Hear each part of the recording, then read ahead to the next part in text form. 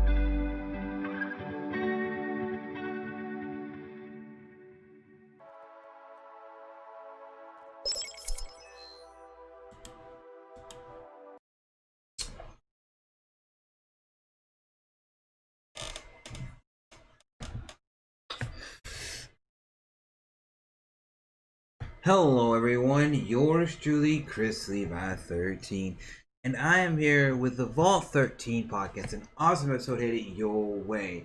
Now, as you can see, I don't have the setup right here in the OBS that I usually have for the Vault 13 podcast going on. Just letting everybody know right off the bat that when I got everything set up, I decided to use my regular setup that I'm going to be using later tonight for my stream. Just so I could do it a little bit easier. Plus, the last couple episodes of the Vault 13 podcast, I had Linda, aka the Gamer Girl, on, and Studio Nintendo on for some awesome interviews. They're all in the playlist. You can check that out. And I just feel like this would be a lot easier, especially for my transitions and all that right now. I am working on that one to do a few things with that setup outside of just the Vault 13 podcast. I'm going to use it for some streams as well, some game streams. That's why the other one's not being used right now, because I was messing with some stuff. So I'm just going to let y'all know that right off the bat. And if anything sounds too noisy in this room, I can go turn my fan off and all that. But just letting y'all know, we're going to start off with Vault Squad News, which is news pertaining to you all and the channel. Then we're going to get into Minecraft Dungeons, XenoBlade Chronicles, some AEW Double or Nothing, and Undertaker's Last Ride.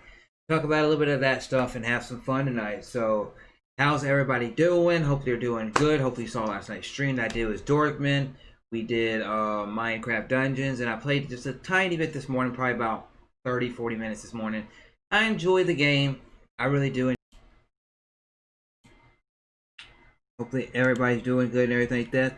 And if y'all want to know what the Vault 13 podcast is, the Vault 13 podcast is something that I worked on in association with other creators to be a solo podcast, but also a podcast that you all, the viewers, could join in. Whether you want to do an interview style or you want to do it, just get some topics and talk about it. It's a gaming and entertainment podcast where we talk mostly gaming, but we will bring up some other things, entertainment, that us, as I see, fans of gaming also like wrestling, maybe something music, say something that's in social media, and talk about it as well. Well, it's something that to actually make the first episode ever go live, it was a fun 5-month process to do that. So yeah, I'm gonna check everything on here, and I'm gonna make sure that everything's going good, and I'm gonna check and see who's all here in the chat. And then we are gonna get things rolling. So what's up, Zombie J? What's up, Dank? And what's up, ODG Dortmund and Zombie and Classy Lad? How are y'all doing? Got the little eye emojis popping up. I did share this on Twitter, so if you want to go to my Twitter and share it out yourself, cool, great, grand, or you just want to hit that share button, it really helps out the streams. Really helps it out. Really does. So yeah, that's what we're doing there. And everything like that. So yeah.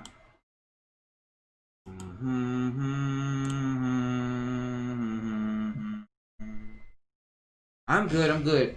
And yeah, this is something that I try to do weekly. It doesn't really happen weekly sometimes. But next week I might take a week off of the Vault 13 podcast just to do a few things. But we'll see what happens.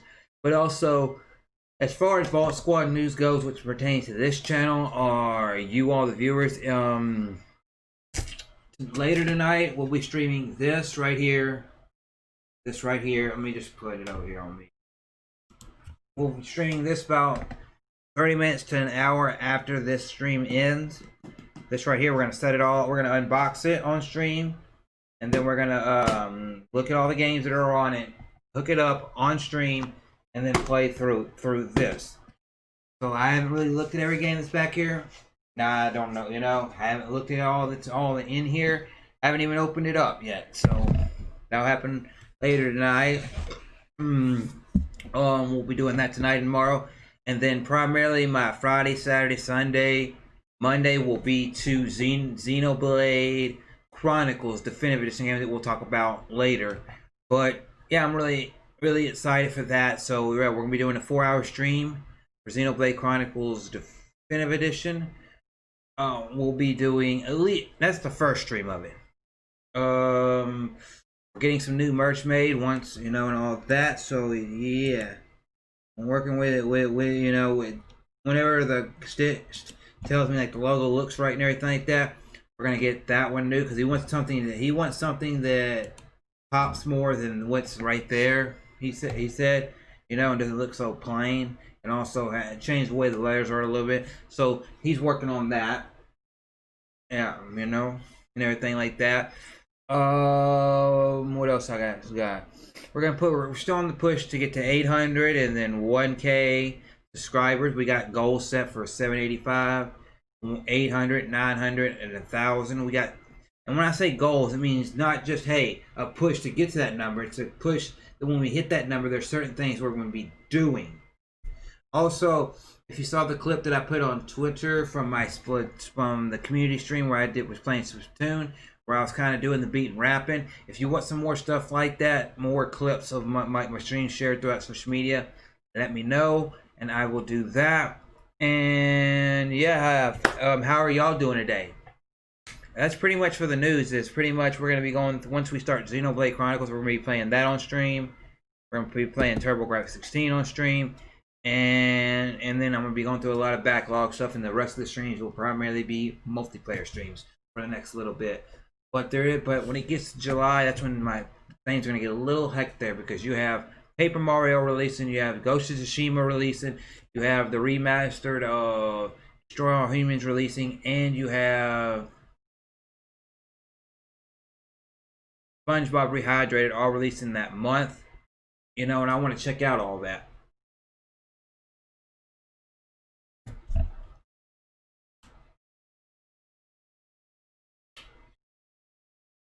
So yeah. Bada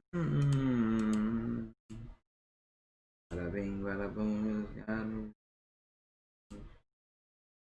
just gonna wait. Yeah, I'm gonna make sure see if anybody share the stream out, just so we can make sure people are. What I'm gonna do is people that are.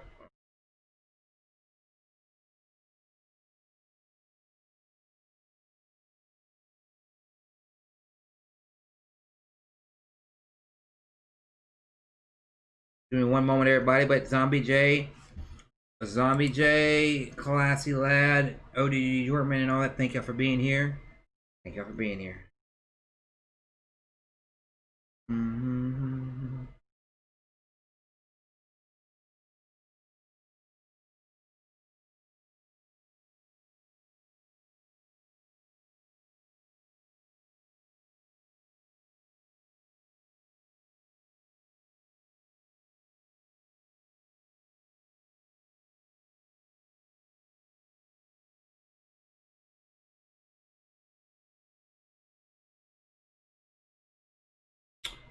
Okay, so do this real quick, everybody.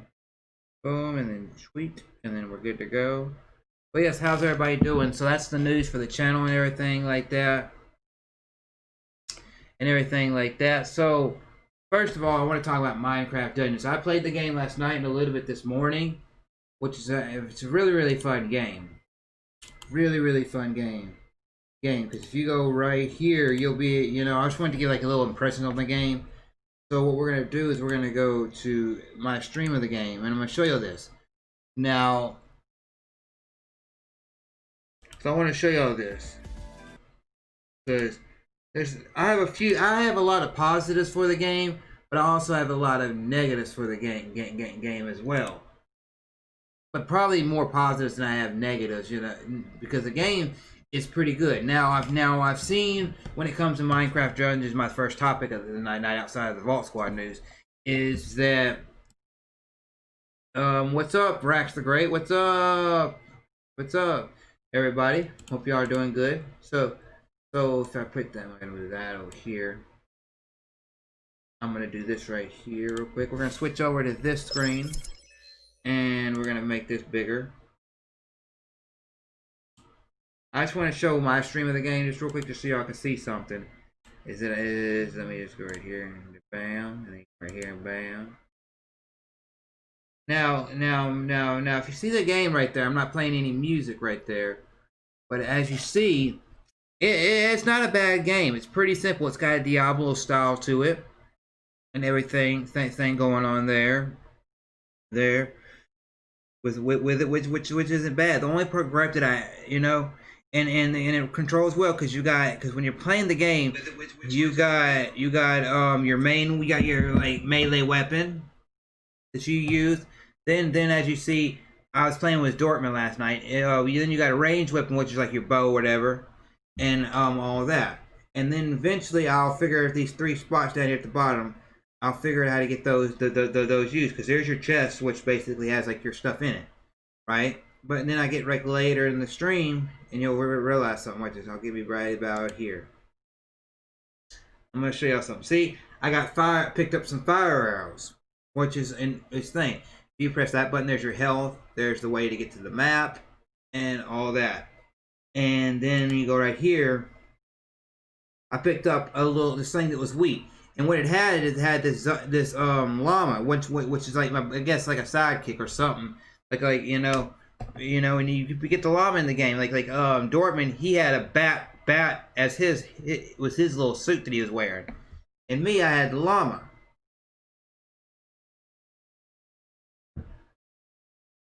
Right?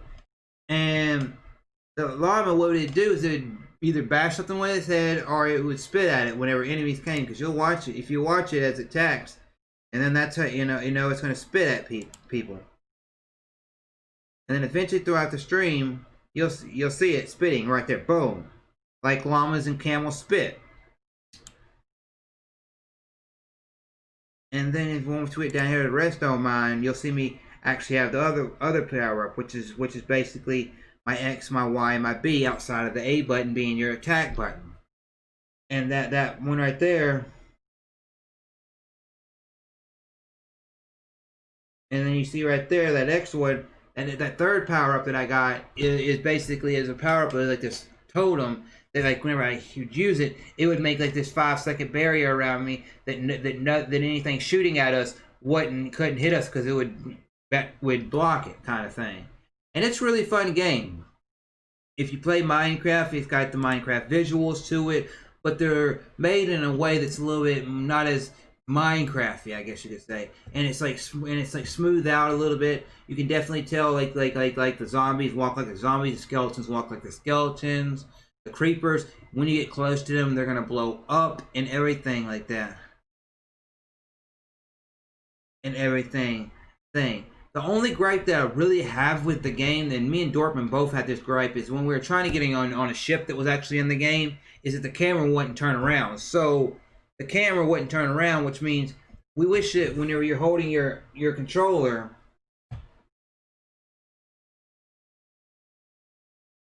let me get the right controller. Holding your controller like this one right here, that maybe yeah, because the same button, the same feature right here is also on your right bumper. Well, why couldn't we have a feature where we could rotate the camera a little bit? Because I was going up this thing and I couldn't get to the top of it because I couldn't see it good. So that's what it was. You know, it was kind of bugging me that we couldn't do that. But overall, I definitely get it. But there is some things that I saw. I think her name's Isha Gaming. I know I've watched her videos for like the past 2 years. But it's she was griping about it on the Switch, how it lagged a little bit and didn't run as good and everything like that. So trying to make sure when you buy the game, I definitely, for myself, I may pick it up on a PS4 or a Switch down the road once they drop an update and maybe smooth it out a little bit. But as far as the Xbox goes, it didn't have any frame drops for me. It didn't run bad or anything like that. And plus, it's on Game Pass, so that is something right there. But that's what the problem. You know, I haven't seen any footage of it on the Switch, but it was running bad. That's what they said. I saw her say it, and I saw a couple other things. But yeah, the camera moving around would be one thing that I'd fix. But overall, for the price that it is, I think it's like $20, $30 if you bought it outright. Outside of not having it on Game Pass, it's pretty good. And I see y'all talking to each other in the chat. Good stuff. Still waiting on the cave update. Yeah, all that.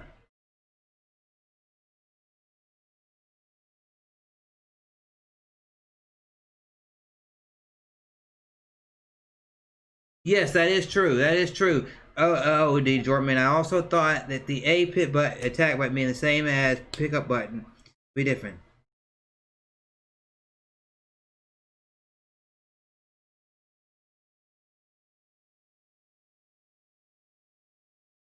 And all that. But as far as I go, if you got an Xbox One and you want to check the game out and you got Game Pass, definitely pick it up on Game Pass for your PC or for your Xbox One and all of that. But and also what's cool about the game is that like you get the little bows, like you get a bow, you got different things, pickups you can do, like right there. When you pick up, like if you're looking right here, because I went to a part of the stream, that's my character. Because you got different like ways you want your character to look. You got your melee weapon, your armor, then your ranged weapon. You can actually add some enhancements to your stuff, and all your items will be right there. Then that's where your three, I guess, like little bonus things go. And then they got power, speed, and ammo, and everything, which is cool, a cool thing. So for Minecraft Dungeons, I don't rate games, but my impressions of the game, it's overall a good game. Definitely worth to pick up if you're really interested in the game. But let's just see. Let's just take a little deep dive right here. If I did put it in, let's just do this right here. Review. See what they put. See what they did.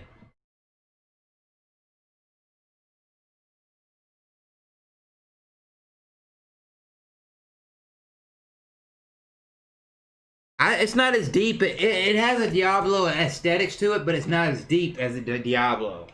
It is definitely not as deep as Diablo. But so far right here, if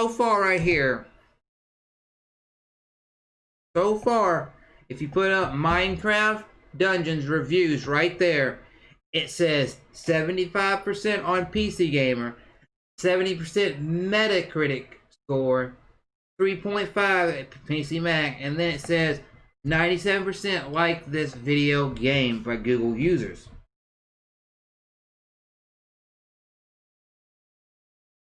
But this is a Diablo clone. It's for any age. Yeah,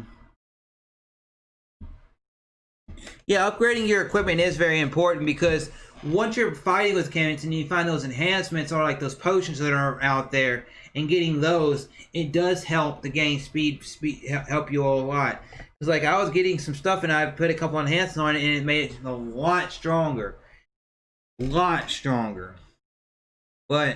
it's available everywhere basically. So if if this looks like your style of game, I don't want to stay too much long on it, but I would definitely pick it up. I thought about almost making a video dedicated straight to the game where I'd show footage of like my stream or me playing it off stream and everything like that, but I felt like after when I woke up this morning, I was gonna do the video. It's actually deep dive into it a little bit. It's obviously made by Double Mojang. Obviously, people have made Minecraft, but also Double 11 helped with the game and everything. So it's definitely a good game. And basically, people, and that's the same thing I would say. See that review right here? It says Minecraft Dungeons review, a smashing good Diablo clone for any age. I agree with that sentiment right there. I agree with those words. Now, that is just that for that. So let me get back over here so I can check something real quick on the stream. That is just that. So y'all ready for me to move on to the next topic? Y'all anything to say about Minecraft Dungeons? Say it in the chat, and then I'll take on to the next one.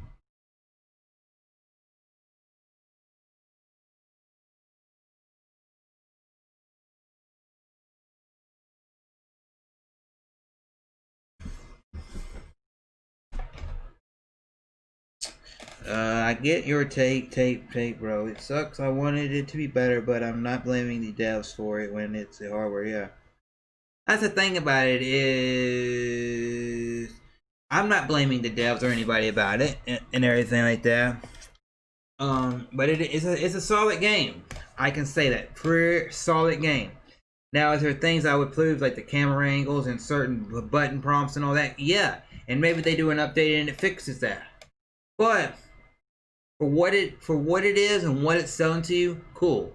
And essentially, you're thinking like, well, what part of Minecraft is it story? Like, look at Minecraft, the Telltale Minecraft game story mode. Take that and kind of say, hey, take that and put it in Diablo aesthetics. Boom, there you go. Because like I recognize like the different parts of the game, like the glowstone was making this stuff, and then like when we're in the redstone area, the redstone was on the cart, and then obviously when you make a cart path, you have to use redstone to make it. And I remember the cobblestone and the wood and how the stuff was made, so I knew what items were what. You know, it'd be cool like if maybe like in the game like you could pick up a pickaxe and you could build something and all that. But it is what it is.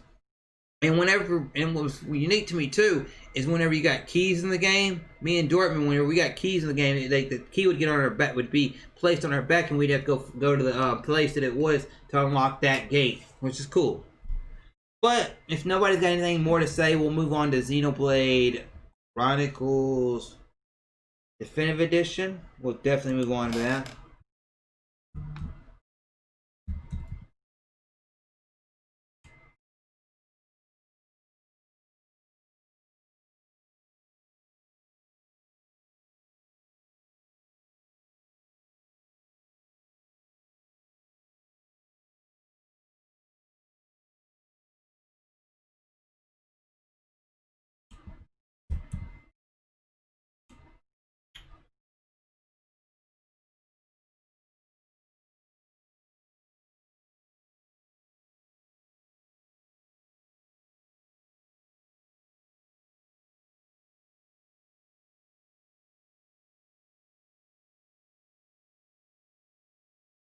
But definitely, if you have any interest in Minecraft, don't forget to the next topic, because I'm going to show some video for the next topic, is dive into it. Check it out. If you got, check it out. May not, you know, I've definitely tried to go for an Xbox version of it, and then PS4, and then Switch, but check it out. And if people in the community pick it up on the Switch or at PlayStation, enough people, I would even myself purchase the game again to play with you all. Because you could have, I think, 4 people in your party and play. But, here we go.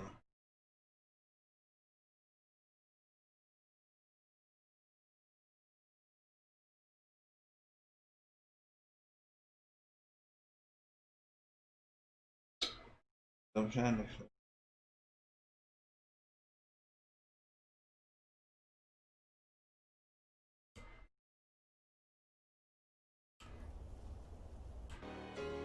Mechanical Mechonis were locked. So what we're going to do here is we're going to go back over to the web. And we're going to make sure this all looks right. Because I want to make sure y'all see this while we talk about this game.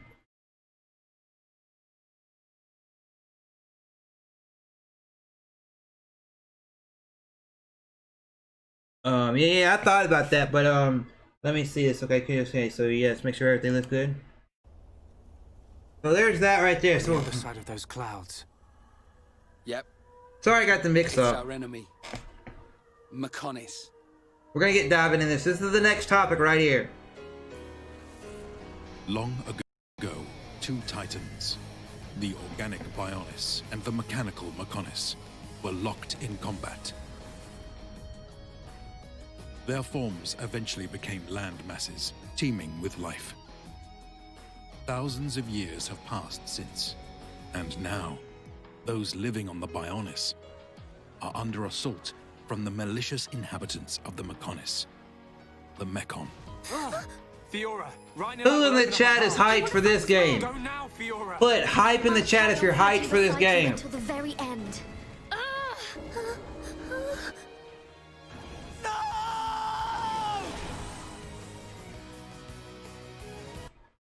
There was something strange.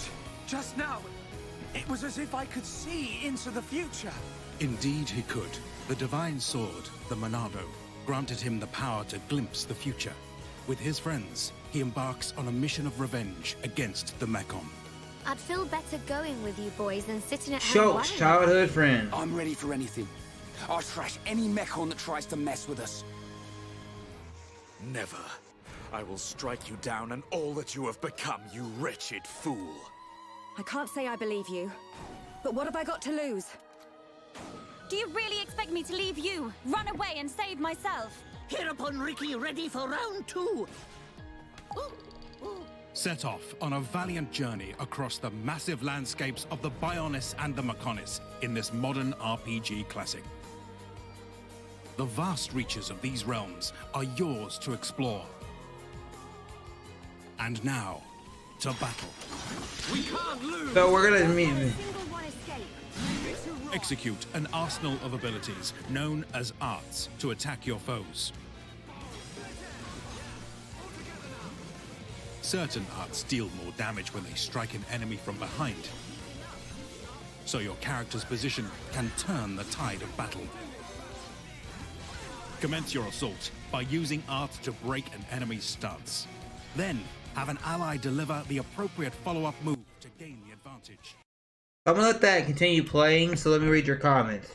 Dortmund says, Mad Hype. Stitch says, Hype, getting it Friday. Classy Lad said, sadly, I'm not hyped for the game. ODG Dortmund said, I was expecting a lot more for the definitive edition. What more would you expecting? If you'd like to change the chat, let me know. Stitch says, still my favorite in the series. I've never played XenoBlade Chronicles. Never played XenoBlade Chronicles X. Never played XenoBlade Chronicles 2. Never played a XenoBlade game in my life.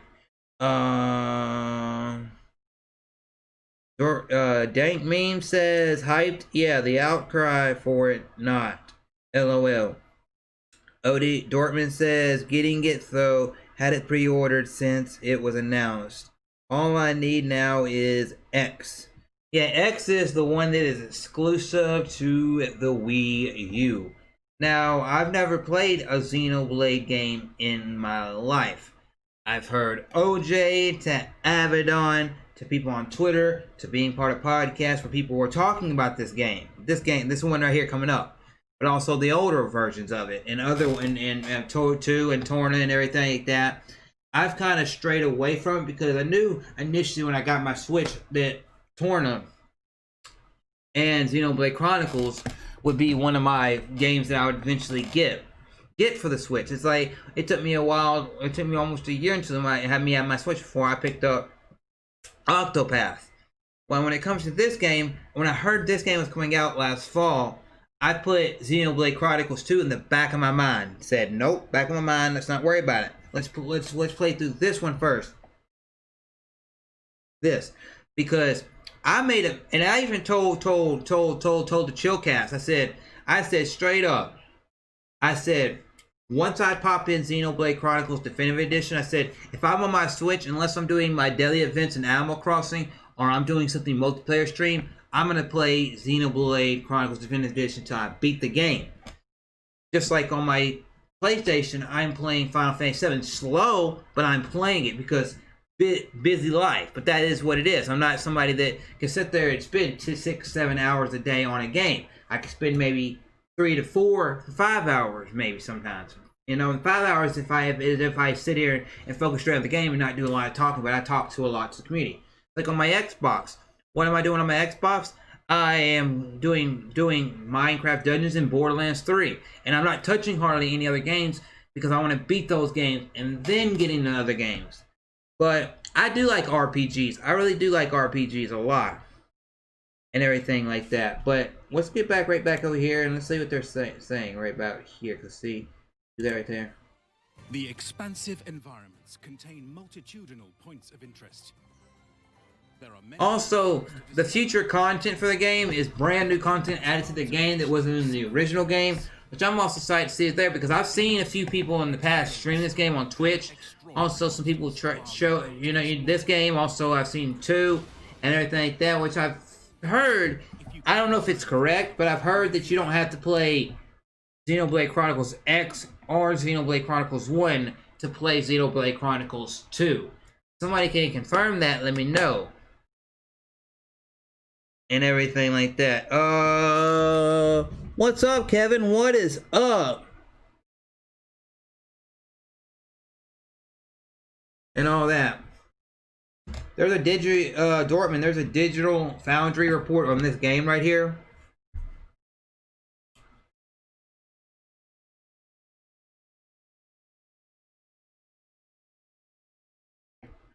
So it's set in the same universe, but you ain't got to play the other games to know them, okay?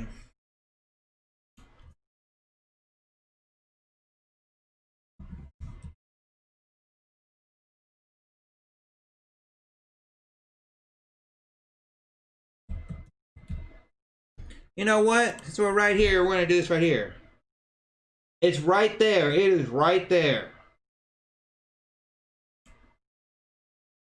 You know what? For this stream, before we get into the wrestling topics and everything else that I gotta say in the stream, which if y'all want to see Vault Squad news, check that out at the beginning. But there it is. Pandora's Tower and XenoBlade Chronicles. So let's do this right here. Watch this. Watch. See, they're showing the other game, so I gotta see why they're doing that. Let's watch it together, people. Let's watch it together and see what the Digital Foundry has got to say. This was uploaded 5 hours ago. In 2011, role-playing fans banded together to fight for the release of 3 games on Nintendo's Wii console. The Last Story. Last Story, never played it, but I heard about it. Pandora's Tower, never heard of that game. XenoBlade Chronicles. It was known as Operation Rainfall, and it was a success. All 3 games made their way to the Wii in the West, but it was XenoBlade that perhaps found the greatest success. It was the only one published by Nintendo itself, and its moderate success led to multiple sequels and a re-release on the new Nintendo 3DS. Now, 10 years after its original Japanese release, XenoBlade has returned as XenoBlade Chronicles Definitive Edition for Nintendo Switch.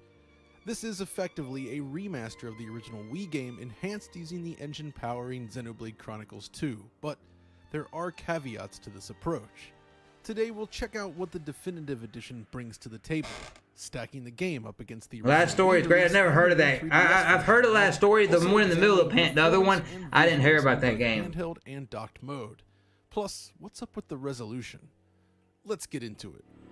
So here we go, everybody. The controversy everybody wants to talk about. The resolution. The different things. To see what Digital Foundry has to say.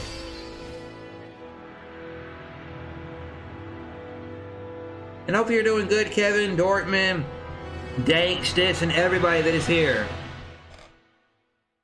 If it wasn't clear from the name, the Definitive Edition is designed to offer the best XenoBlade experience. It features enhanced visuals, a remastered soundtrack, new content, a revamped UI, and more.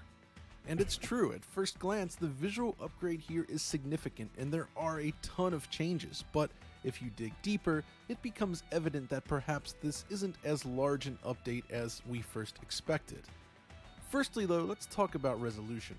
Information about this has been floating around for a few days now, and I can confirm via pixel counts that it works exactly as was reported.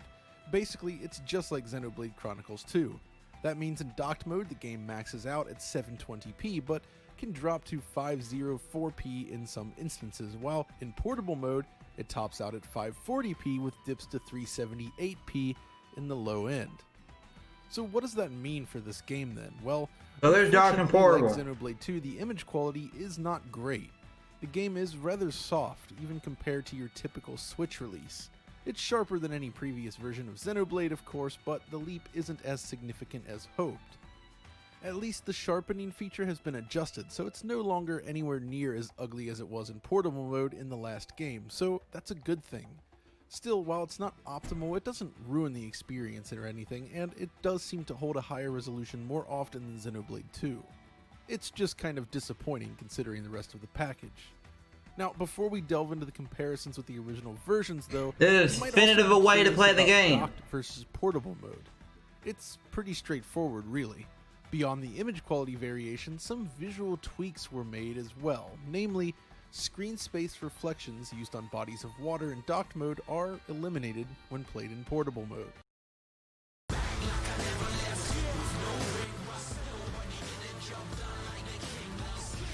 I've never played that game right there, so...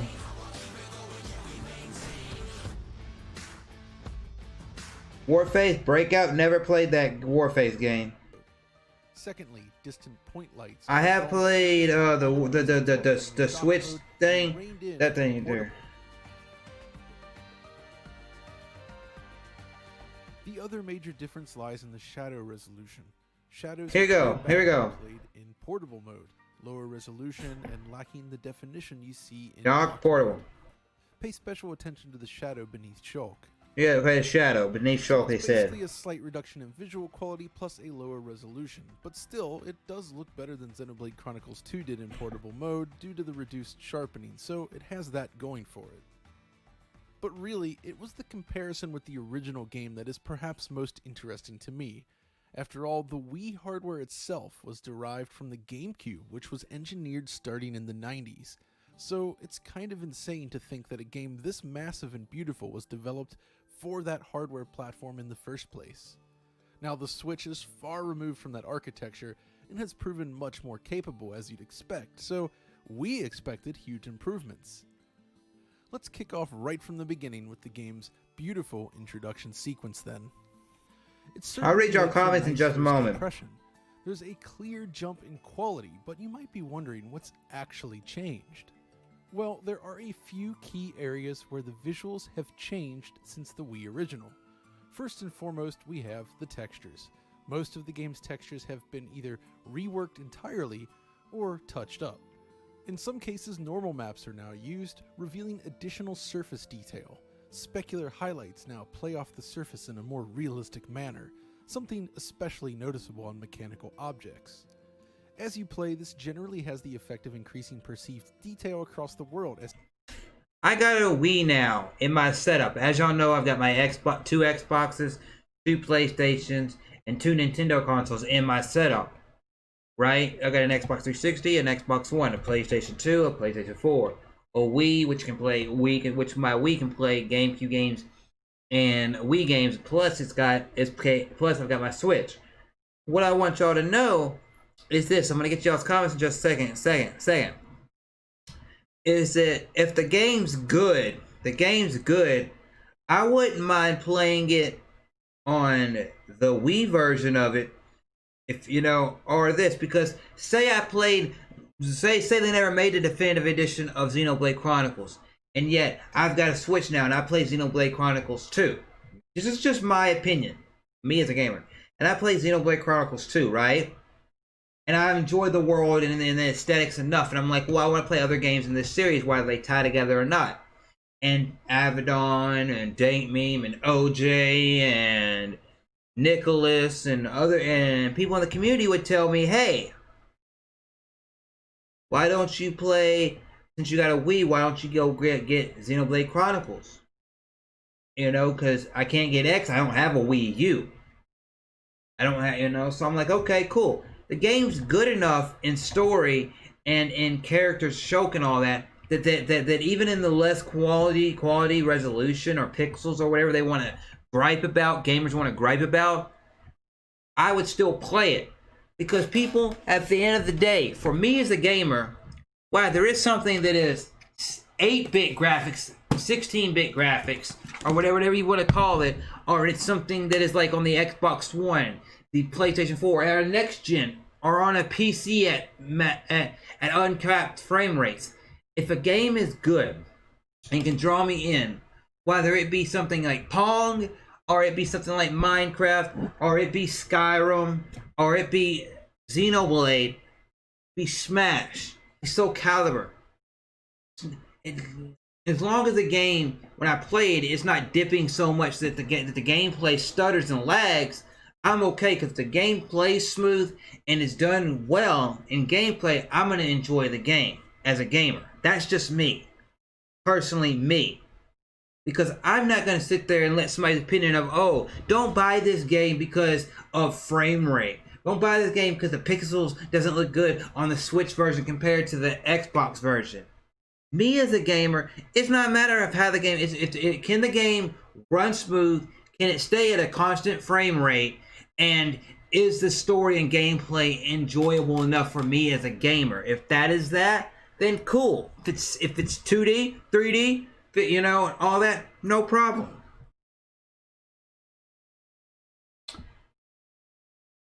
What is up, Brian? How many likes we got on the stream, everybody? We got 9 people up in here. Thanks, everybody. And what's up, DOA Hitman? Yes, I saw about Shad Gaspar. R.I.P. We expect keyword. We expect. That's your own bias. But honestly, go back and play the Wii or 3D version. It's still available. What's good? We are pretty good finishing some stuff up before Splatoon training. I need to get better at Splatoon. Mario Odyssey is 900p docked, you said? And that game looks damn good at 900p docked. I mean, I feel, yeah, that's why I didn't buy it. Yeah, I've never had a 3DS. The last Nintendo handheld outside of the Switch, which is both dock and handheld, the last Nintendo handheld that I had was a Game Boy Advanced. I wanted to come over and never was able to play it since I didn't have a Wii U when it came out. I'm not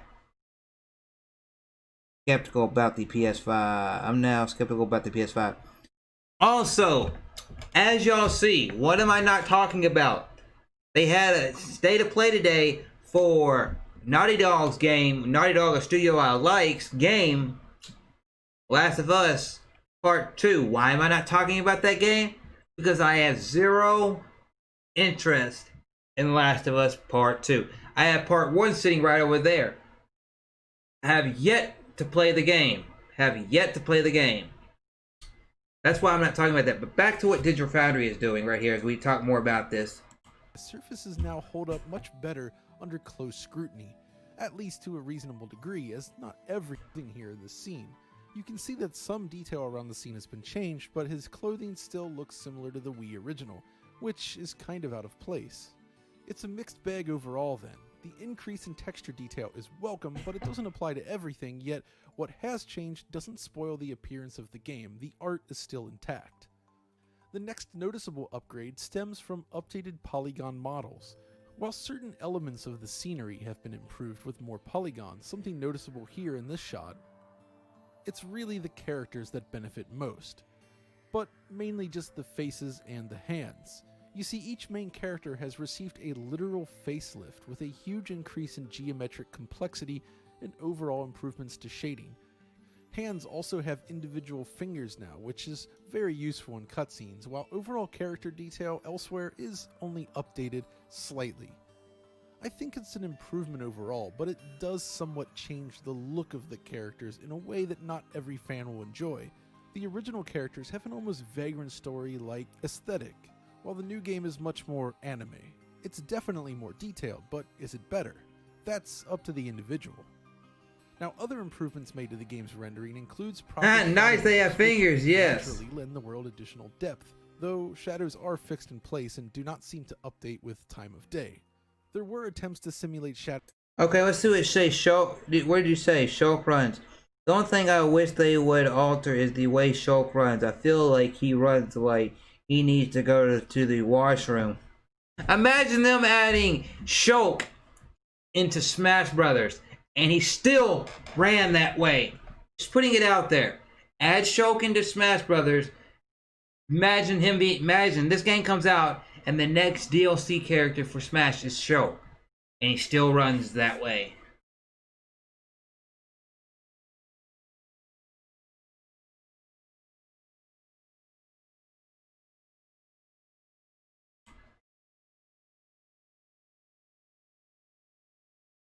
Oh, I didn't mean to do that, but that game right there, I never heard of right there. So let me get back over here.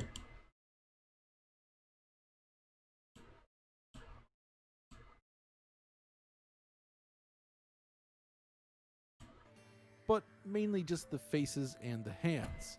You see, each main character has received a literal facelift with a huge increase in geometric complexity and overall is only updated in a way that not every it's definitely more. Yeah, they were back to where we were. Shadow maps, which look how he's running. Look at that. Depth, though shadows are fixed in place and do not seem to update with time of day. There were attempts to simulate shadows from large objects in the original Wii version, but they were much more imprecise and nowhere near as nice looking as what we see in the new version of the game. Also, as I mentioned earlier, screen space reflections have been added to the mix, but are only present in docked mode. They look good enough, but exhibit the typical limitations faced when using screen space reflections on large bodies of water, namely visible clipping along the sides. There's also work done with the game's lighting.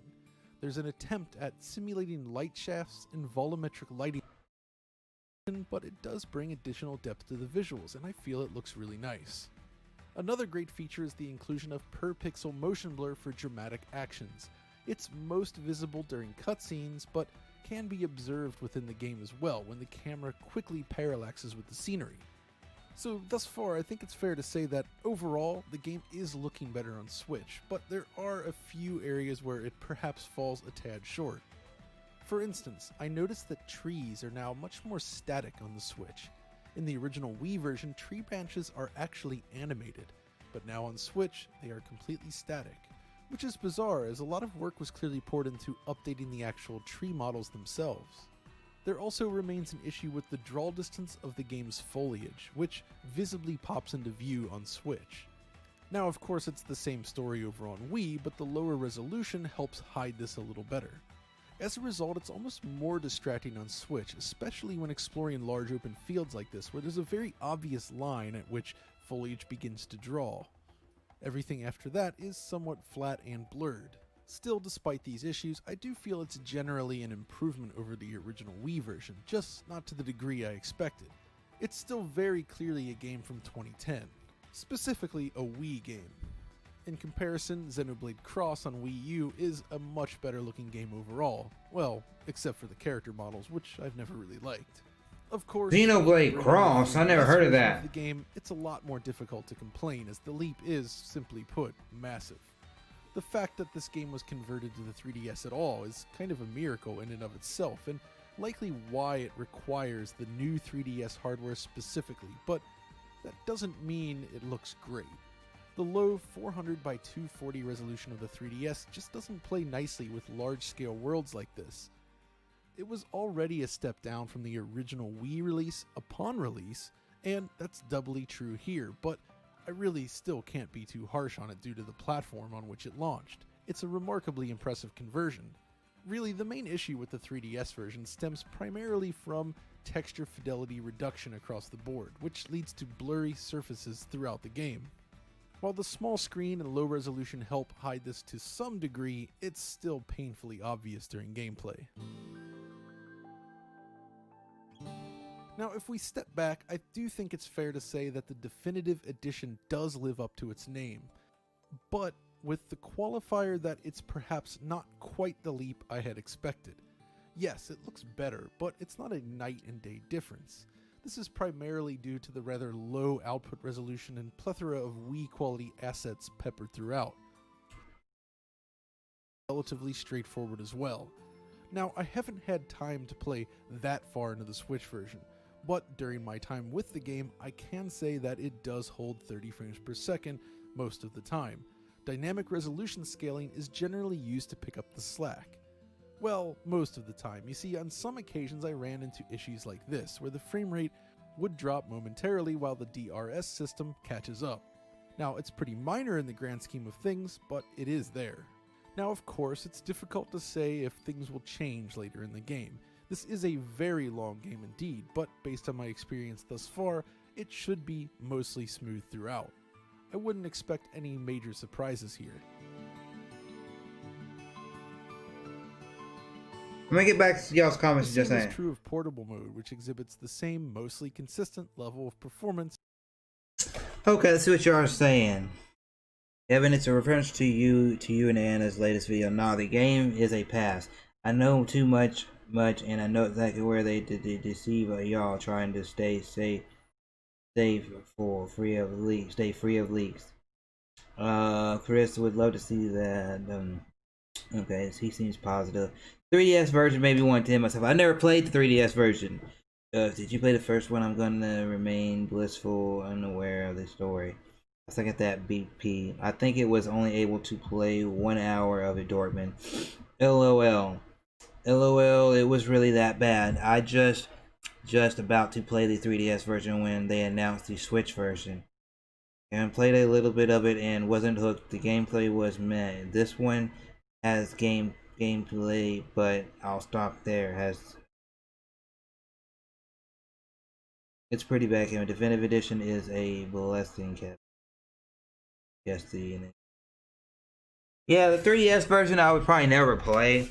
Now I'm gonna get back over to me right here because we're gonna switch over into some other topics before we get out of here. Because how long have I been here? I have been here for about 55 minutes now. Okay, so let's exit out of that. Out of that. As you can see, I'm wearing. Let's see. As you can see, I'm supporting my buddy, the dude, Player Essence. Got my Player Essence merch on, and all that. But yes.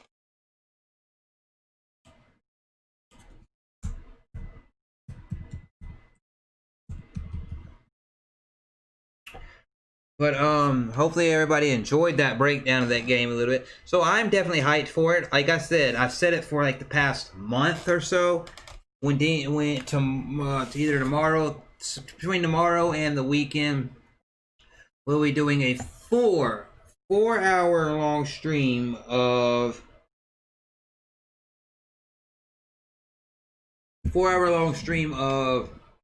XenoBlade Chronicles Definitive. So my first 4 hours will be live streamed, my first ever XenoBlade Chronicles in history. So will it be a good one? Will it be a bad one? Y'all think I will enjoy the game? I like the aesthetics of it. I like how it looks. You know, it's not trying to be, you know, I could see if this game was made by like Square Enix. I could see if this game was made like on an Xbox One or a PS4 being way better looking. But for what Monolith did on the Switch for this game, and even in this version, being the definitive version, not being the true definition of what a remaster, remake, whatever people want to sit there and compare it and all these pixel counts and all this. Oh well, this is this and this is you entitled motherfucking gamers. But with that being said, I think it looks decent. It looks good for me. The story can draw me in and stuff like that. So I'm gonna enjoy it because I'm the person that yes, do I take an opinion what my fellow content creators say? Yes, do I take an opinion what you all say? Yes, but also I gotta make my own judgment because there's been games where people have said I don't like this game, but then I pop it in because it comes on the Game Pass. Like there's a few people that didn't like Devil May Cry 5. There's some people that didn't like certain other games. And yet, I went and played these games and I enjoyed them. Nier Automata. I enjoy the game. Do I really like the game? Not at all. But there's other people that love the game.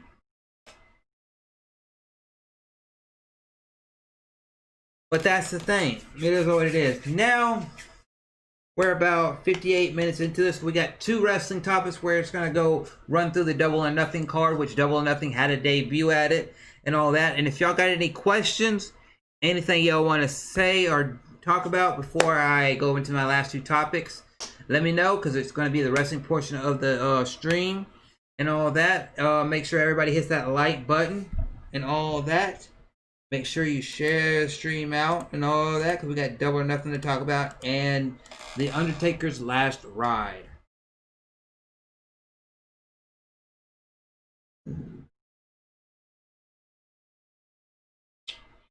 Oh, we got 12 likes in here, so you know what that means. 8 people, 12 likes, you know what that means. We're gonna sometime in June, I'm gonna get some new beats for the hype dance, but we're gonna play the one we got now.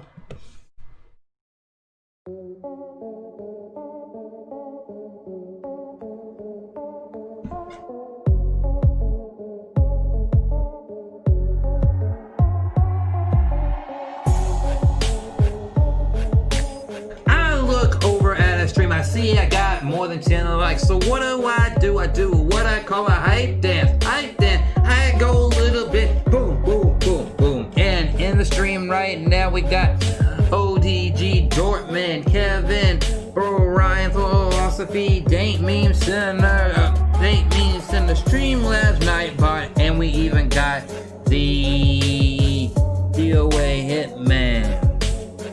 Boom, bada, boom, and stitch. So I want to let you all know we got 12 likes, 8 people in the stream. Thank you all for being here. We had Vault Squad news at the beginning. Then we took a little bit of impressions on Minecraft Dungeons. Then we broke down XenoBlade Chronicles Definitive Edition. It's not a remaster, remake. It's the definitive way to play the game. So get your head out of your butt and play the game. Enjoy the game for what it is. Not gonna sit there, break it down for a poly count or this or that, but you wanna know what? Hey, we also got Zombie JLT up in here, so yeah, have some fun. Now we're gonna get in some wrestling, talk about Double or Nothing and all this, cause you wanna know what? I'm Chrislevi13. I'm on the road to 1K subscribers, about 250 away. So we hit that goal by my birthday of September 20th or the end of the year 2020. I believe so, because we can get 50 here, 50 there. We will keep rocking it on with the live streams, the videos, and being supportive all around the community. Bada bing, bada boom.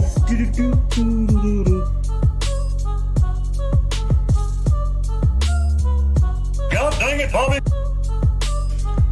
God dang it, Bobby! Hell yeah!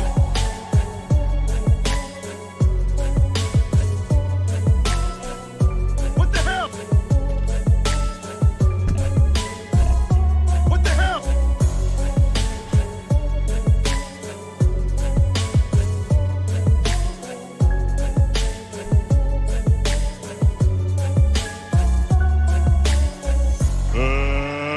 Let's get ready to rumble!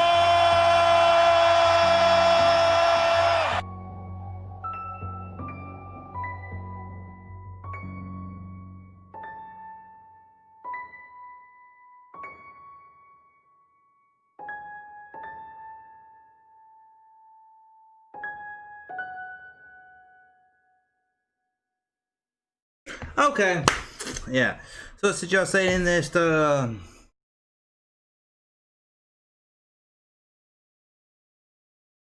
okay, so let me see. Let me see what y'all are saying. How do you hook up the TurboGrafx 16 to the graphics card? You hook up this console right here, which I'll be unboxing and about at unboxing later and streaming this later. You hook this up just like you hook up an Xbox One, a PS4, a Nintendo Switch. When you hook up, okay, I'm gonna bring this little mini amp, this little mini portable amp right here, right? Say this is your capture card, and you're wondering, hey, I want to know how to hook up a capture card to my TurboGrafx 16, or my Xbox, or my PlayStation. What you do is you got your graphics card right here, right? You get an HDMI cord. You do HDMI to whatever console you're playing off of one end of it. The other end is HDMI into your TV. So if you're playing off a big TV, a computer monitor, you just do HDMI into that one. So you're thinking, oh cool, I've got it hooked up. Yes, you technically do have it hooked up because you have the console coming into the capture card, being recorded by the capture card, and then putting that signal to your TV screen to watch. But how are you going to get to how you going to record that and put it on your computer into your streaming software? Well, what you do is you have there's a USB Type C cord that goes right next to your HDMI on the side that goes to the console. And you have that go out and go into your computer through a USB port. And that's how you hook this up.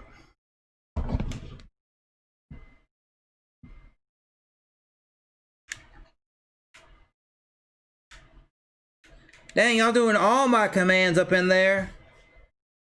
All my commands.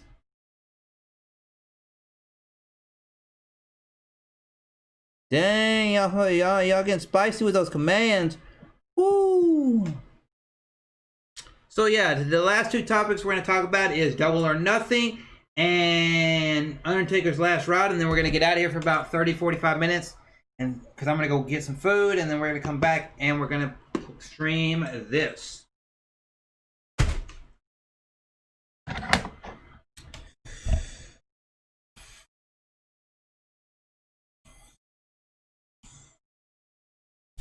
So,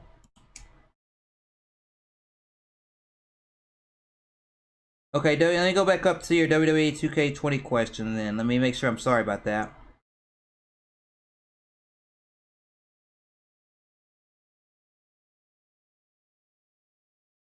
Your opinion of WWE 2K20. I have zero opinion on XenoBlade Chronicles on zero opinion on WWE 2K20 because I never played WWE 2K20. I saw how bad it was selling and how bad things were. I was gonna pick it up around Christmas, but then it wasn't doing right, and it just But I did go to a buddy of mine's house, and I played it after, like in January, and that game was like atrocious in my opinion. Atrocious. Let me see somebody.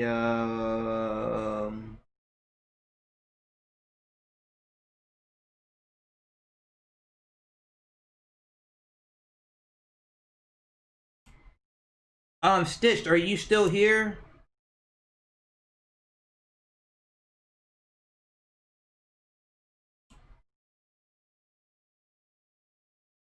I'm just gonna ask if Stitch is still here. I just want to ask him something real quick. That copy of the logo that you sent me, would you be okay if I shared that on the stream just to show people what the new logo looks like? Since you promoted my merch and I'm gonna work on my merch store tomorrow, I'm just wondering, would you like me okay if I showed that version of the logo on stream and switch that one out right there for it?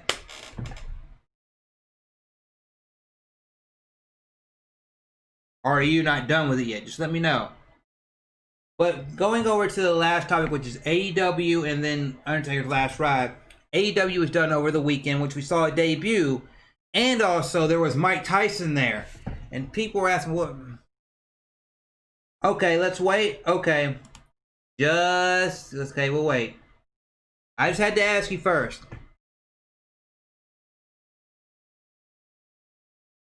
But when it came to Double or Nothing, people people had for a while wondered why Mike Tyson was there. I was wondering why Mike Tyson was gonna be there because he's getting in shape to like boxing. I mean, you see those videos of Mike Tyson, he's knocking things down.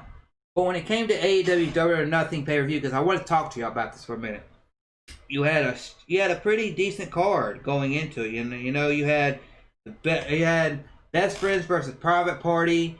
You had the Casino ladder match for a world title match. You had MJF versus Jungle Boy, Cody versus Lance Archer for the TNT Championship, and stuff like that. So, running down the card, we had Best Friends, which is Chuck Taylor and Trent. Trent used to be Trent Beretta in the WWE. So, they beat Private Party, which is Isaiah Cassidy and Mark Quinn, which I like Private Party. I remember seeing them in House of Hog, which is House of Glory, years ago against the Young Bucks. It's probably 3-4 years ago. So they're a good tag team. But Best Friends, I'm really behind the Best Friends. Plus, Best Friends have their third tag team partner, which they work with Orange Cassidy, and I love Orange Cassidy. They defeated the game. So now, Best Friends are the #1 contenders to the TNT to the AEW World Tag Team Championships. Then you had the Casino ladder match for the AEW title shot, which was hanging above the ring to be different from other things. Instead of just being a briefcase, they had a casino chip hanging up there. And you had Darby Allin, Colt Cabana, Orange Cassidy, Joey Janela, Scorpio Sky, Kip Sabian with Jimmy Havoc and Penelope Ford. You had Frank Kazarian and Luchasaurus. Luchasaurus is of Jurassic Express. You had Frank Kazarian and Scorpio Sky of, I can't think of their tag team name. So SoCal Uncensored, which Scorpio Sky and Frank Kazarian started it. But then you have the surprise debut with, I guess that's his manager or whatever you would call it, of Brian Cage. Brian Cage is a former Impact Wrestling World Heavyweight Champion. And I gotta say, this is just my quick opinions on things. And because I think Brian Cage debuting was pretty cool because he had said earlier in the year, after like he healed up from his injury and all that, he didn't know where he was going to sign with. He hadn't signed with nobody. But see him that debut and also get the push he's going to get. We'll see where they go on tonight's episode of AEW and in the future. But it's going to be really, really fun to see that in there. You had MJF with Wardlow, which Wardlow hasn't done nothing that I like. MJF, MJF is like a bigger, like MJF is like AEW's version of the Miz. Give the Miz a bigger body, make him stronger, make him have bigger upper body, and then put him in TNA. AEW. It's kind of the same thing because annoying out there. They sees the best out that there is, stuff like that. And if people are dropping off, that's okay. We're gonna talk about when I get to the Undertaker thing. Y'all really gonna enjoy that. Then you had, which he defeated Jungle Boy, which I enjoyed Jungle Boy. I think Jungle Boy is very underrated. And if y'all got any questions y'all want to ask, anything y'all want to say for the next little bit while we're here, let me know. And all of that. Yeah, if y'all enjoy AEW wrestling, because Double or Nothing was right here, and this is like the poster they had for Double or Nothing right there. If I go right here, that's the poster they had for Double or Nothing right there.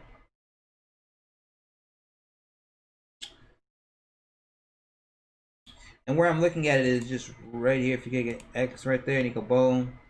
And we're just looking at the results right now because I saw the pay-per-view, but it's just like how I wanted to share the match with you. And you had Cody Rhodes, which I've been a Cody Rhodes fan since he was.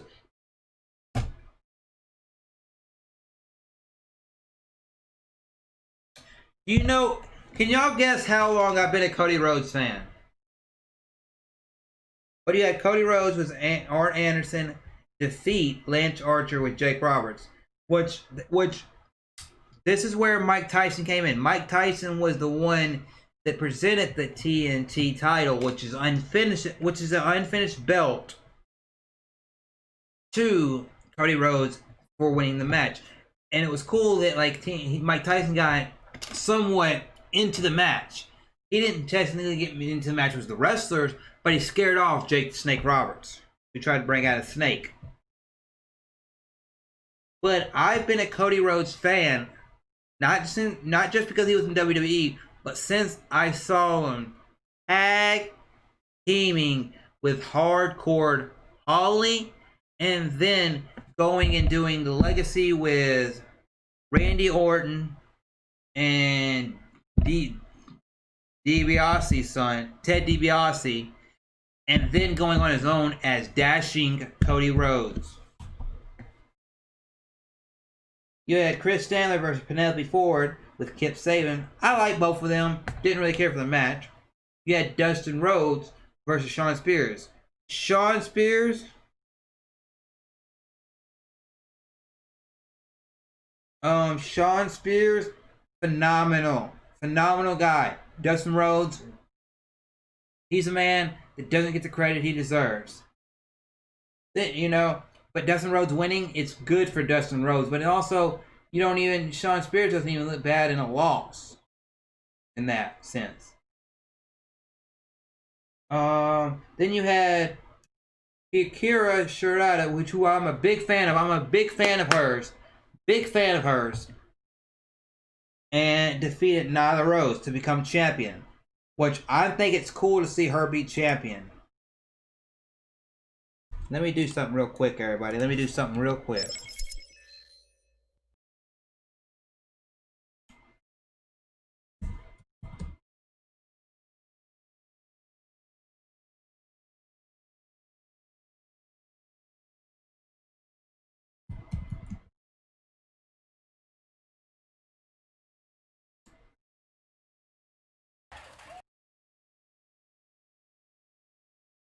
Real quick, before we get to the two main events of this show, the two biggest matches on the show.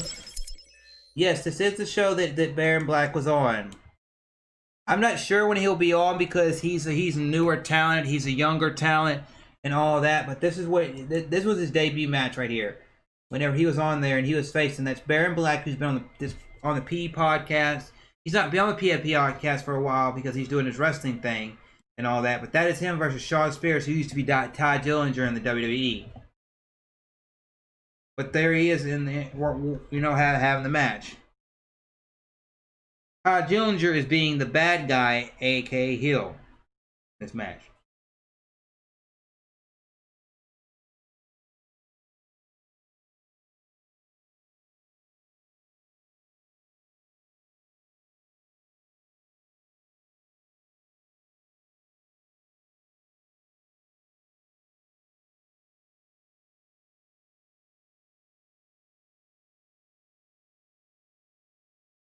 I'm not sure when he'll be on again, but there you go. Exactly what it needs to be as he gets this man a big snap suplex. Once again, he's a different Shawn Spears than he was before he took on Cody in that championship tournament match. This is a different man now. Sometimes when you lose, you end up winning. Look at that homage to me. You just looked at me, Tony. You see that? European uppercut from a guy from Gainesville, Georgia. Doesn't make any sense. Wherever the hell he's from. Well, it's a very international town. And now back to the corner. He spent a lot of time. But there's just a little bit of it that I could show you right there of that, which we'll even see if he can show some of him doing this. Baron Black, he may see an opening here. Nope. You know, once again, he lost the match, but he also won the match in that he's part of AEW now. But there he is. What's funny enough is that I didn't realize, being on a podcast with him a week earlier, with less than a week later, he'd be on AEW and I'd be watching him on that TV over there. Now to the main event, you had Jon Moxley defeat Brody Lee by technical submission. Decent match.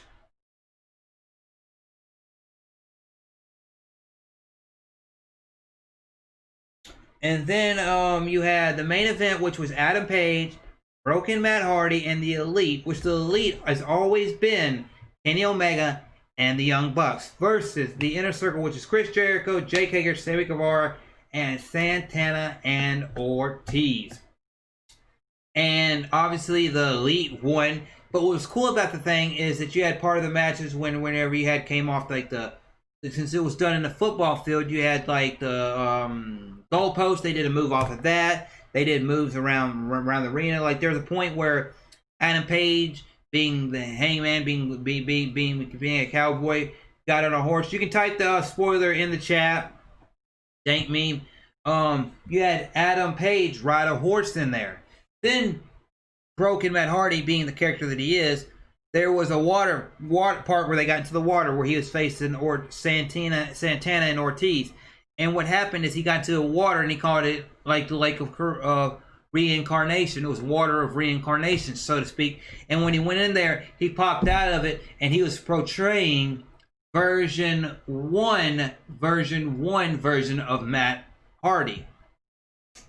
And I think that match was overall a wild match, but definitely a decent match.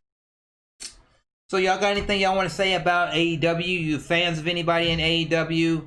Things like that? Let me know in the chat right now.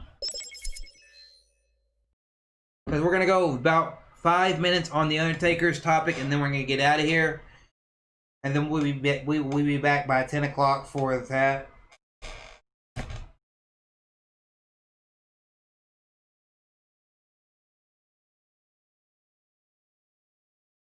Okay, I'll watch that. I'll get off of here and do that. But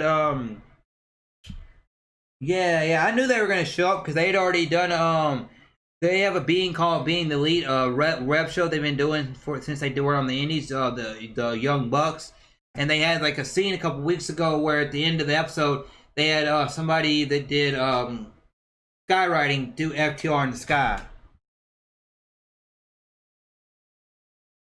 FTR is aka fuck the Revival. It was something that the Young Bucks said to the Revival when they were in WWE because they wanted to have a match with them and create some heat. But now they're saying it's Fear the Revolt or something like that.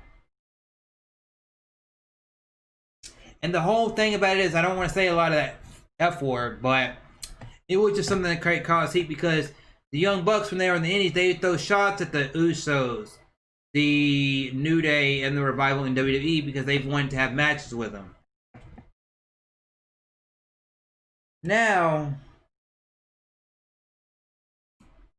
anybody here that's a wrestling fan, are you a fan of The Undertaker? Are you a fan of The Undertaker?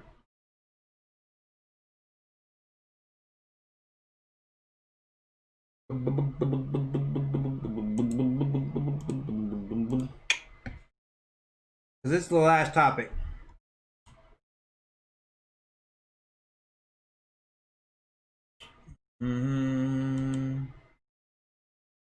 That is a good question. Who is not?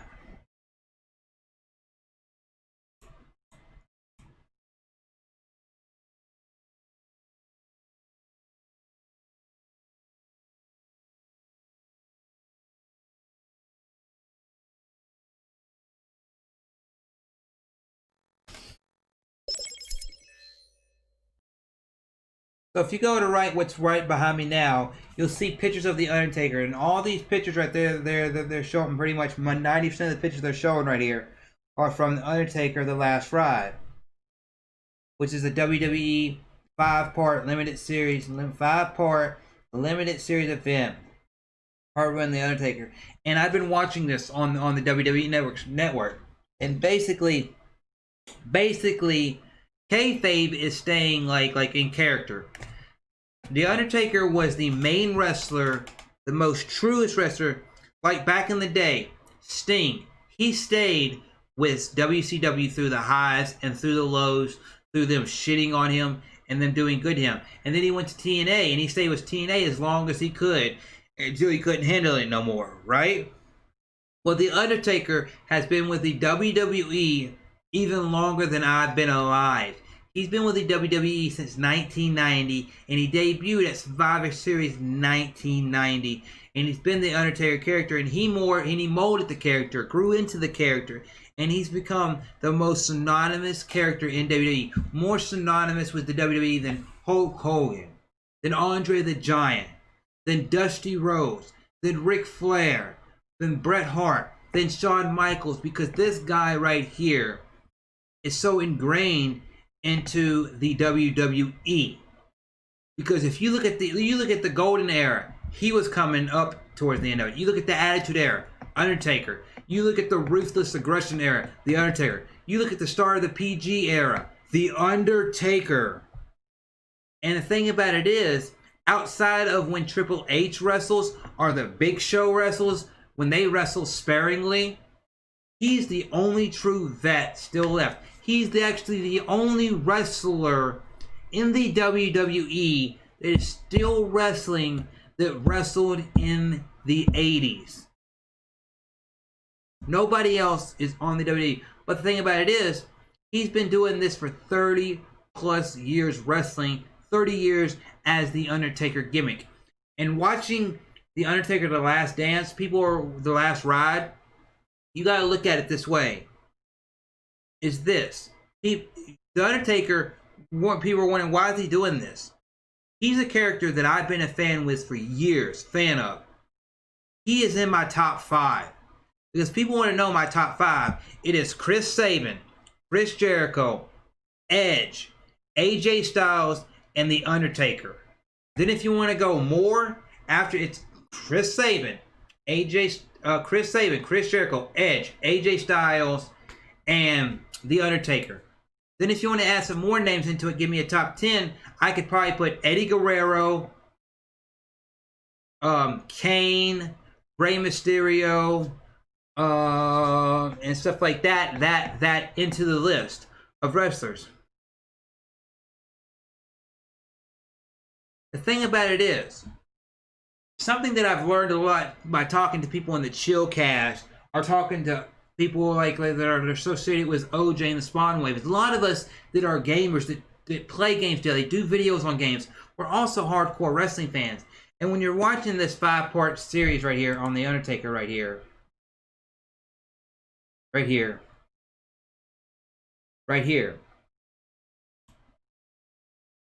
everything like that, you see this, and you're wondering, The The Undertaker never really did interviews. He was like somebody that never was on the radio. He was never done. He'd come in, do his matches, and stay loyal to WWE. And watching the 3 first parts that got put in there, I've heard stories for years on the Undertaker.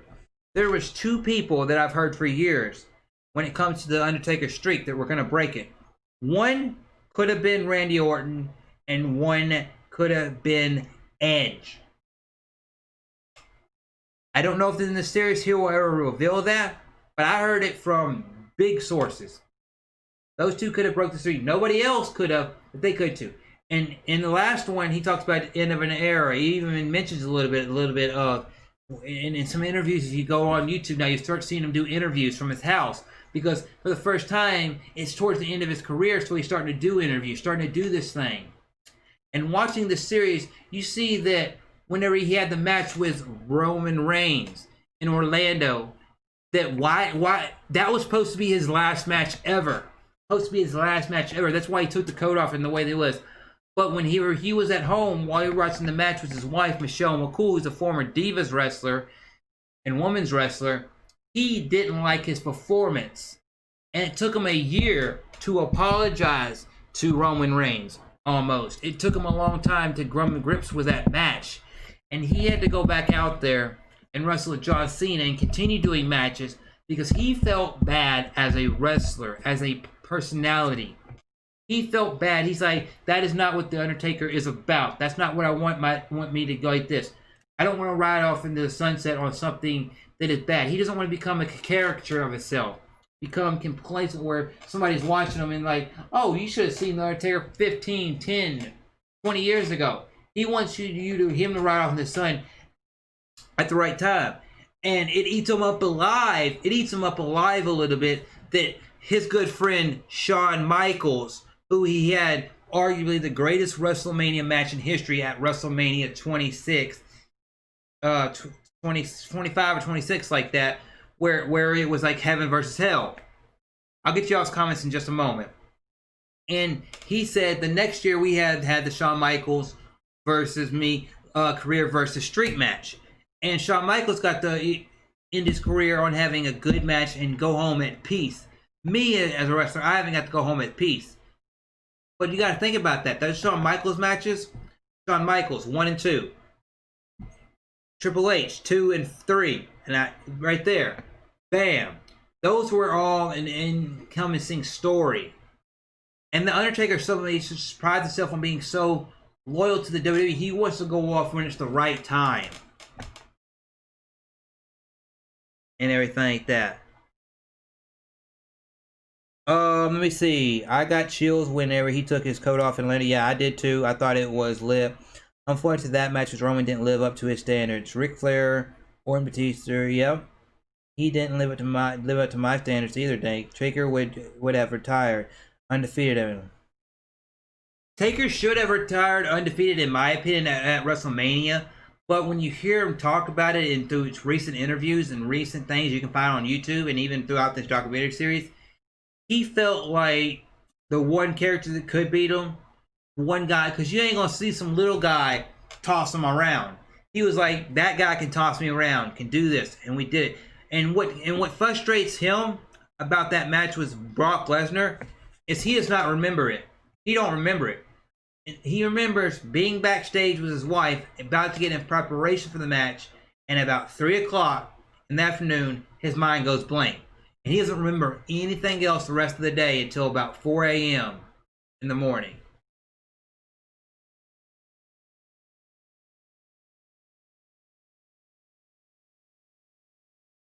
Yeah, Roman Reigns won because he was that, but he felt bad about that Roman Reigns match. But watching this series, you see a side of Undertaker that you've never seen before. And the Undertaker, you know, is like this. Because there's a part of it, if you watch the series, there's a part of it, like just like the Undertaker, Vince McMahon rarely does true, heartfelt interviews. And there's a part of the documentary you'll see where where one of the guys helping make the documentary asks Vince McMahon this: what does the Undertaker mean to you and to the WWE? He barely says a word. And Vince McMahon just starts to cry. And I asked myself initially, why did he cry? Why did he cry? And I'm thinking to myself, I see some dirt sheet pages say some things. And I realized he cried because he prides himself on so much that the Undertaker has been so loyal to the WWE. The Undertaker hasn't said anything bad about the WWE. The Undertaker hasn't said that hasn't been like one of the people that said, hey, I need this or that, you know? He was back there being a locker room leader when others wouldn't want to be.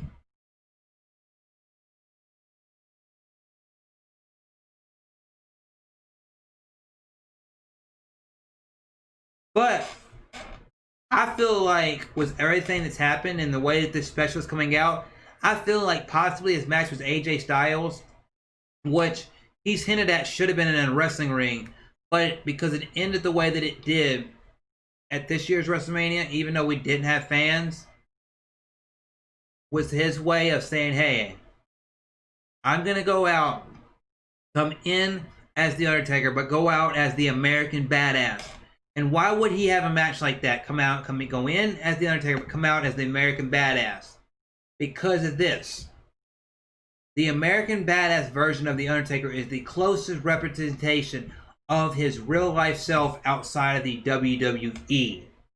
So with the match he had with AJ Styles this year, I feel like this 5-part series is going to end with footage around that match.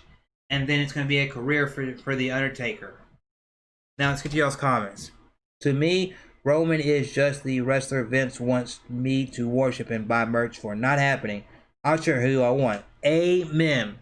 Me currently in the WWE, I cheer people like Dolph Ziggler, AJ Styles.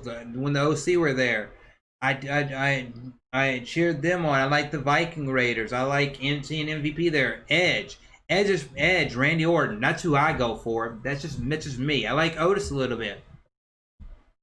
The New Day, stuff like that.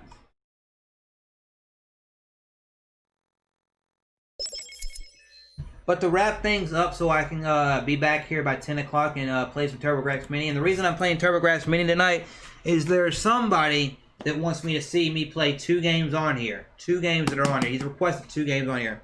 So I'll be back within about 9:45, 10 o'clock. This right here. But if y'all enjoyed this episode of the Vault 13 podcast, a solo episode, which solo episodes are going to be retained to be like this, but we also will have the interview episodes. Let me know with a hell yeah in the chat right now if you enjoyed this episode. Number 2, if you ever want to be on an episode and be interviewed, you don't have to be on video, and we can work around your schedule.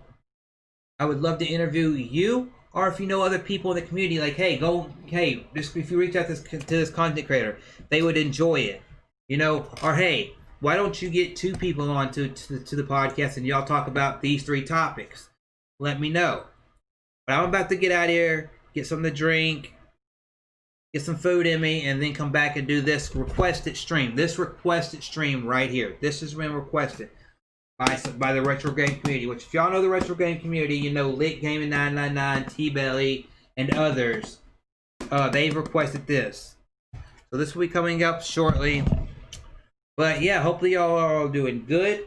You're all enjoying your night and everything like that. I do this not for myself. I do this for you all. But I want to say this right here while we're here.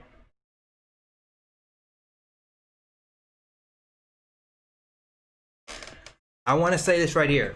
I appreciate everybody who since I said my channel is 8 years old, from the Game Looters to the Chillcast to each and every single one of you, whether it be Dank, Anna, Kevin, it be Brian, it be Jake, it be Stitched, it be Dom, Cynthia, it be Morrow, it be Avedon Smith, Studio Nintendo, OJ Stitched. It be my friend Satellite or Ashley or any number of people. I appreciate everybody that's ever Dortmund, Nicholas, all sorts of people, Day G, all sorts of people. and all that. I want to say this.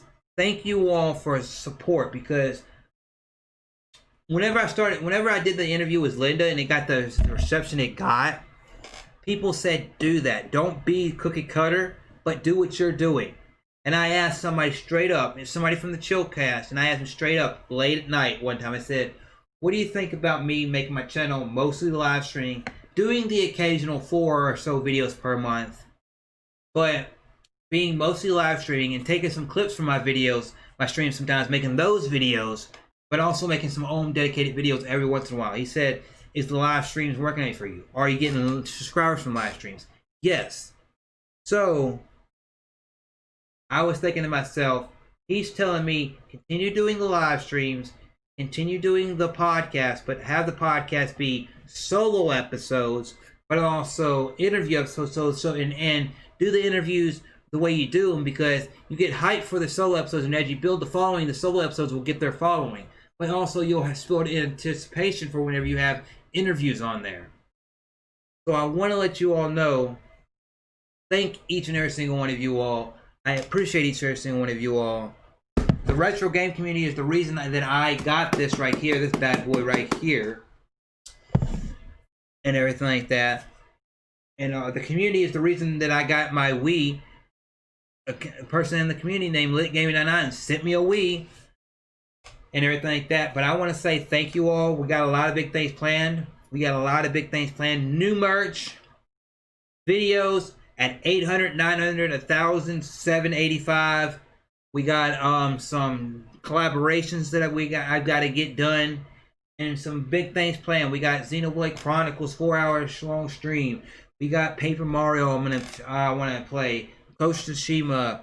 I want to be on the Lootcast more, the Chillcast more. I maybe want to reach out to OJ and be on his podcast again in the future and do these things. And whenever I get on podcast, I want to be more vocal than I was in the past. Not just be somebody that's on a podcast, but not be as vocal. But anyway, I appreciate everybody, from the ones that play games with me to the ones who like, dislike, all that. I'm going to go get some food and stuff like that. I appreciate all the comments right there that y'all are throwing in there and all that.